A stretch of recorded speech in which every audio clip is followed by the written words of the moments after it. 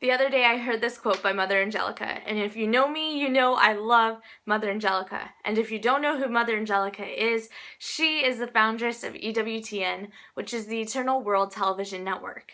But listen to this quote. She says, "If Catholics would rise up and be truly Catholic, the world would change overnight." What? I would like to change the world overnight. Could you sign me up? What do I have to do? Listen again. If Catholics would rise up and be truly Catholic, the world would change overnight. So I'm Catholic, right? I got that down. I pray a lot, I go to Mass every Sunday, but I don't think I changed the world overnight, right? So what do I have to do? Well, I skipped a little part.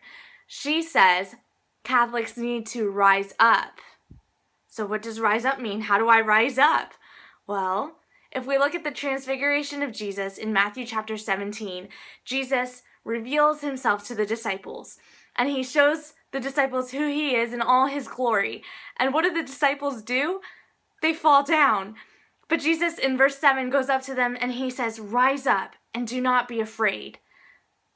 And what did the disciples do? Well, obviously they rose up, because even today we're hearing the Gospels being preached and we're seeing Christ in our lives.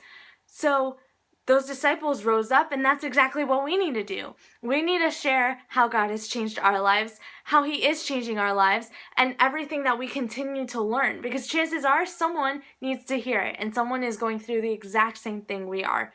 So don't be afraid. Rise up and share your story. Share how God is working through you. Make a 1 to 2 minute video just like this on your phone, or with a nice camera on your computer, or if you have a camera, use that as well. But don't be afraid and share your story. We need to rise up and be truly Catholics so that we can change the world.